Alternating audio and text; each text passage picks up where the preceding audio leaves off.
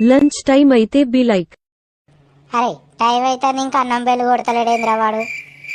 గదేరా ఇంకా బెల్లు కొడతలేడు. నేనైతే బ్యాగ్ చదువుకున్నారా. నేనైతే ఎప్పుడో చదువుకున్నారా. అన్నం బెల్లు అయినాక మనం బయటకు పోయి ఏమైనా కొనుక్కుందాం. పైసలు తెచ్చుకున్నావారా మరి? తెచ్చుకున్నారా. 3 రూపాయలు ఉన్నాయి నా దగ్గర. పెన్ను కొనుక్కుంటా అని చెప్పి 5 రూపాయలు అడుక్కున్నారా మా అమ్మను. అన్నం బెల్లు అయినాక పోయి కొనుక్కుందాం.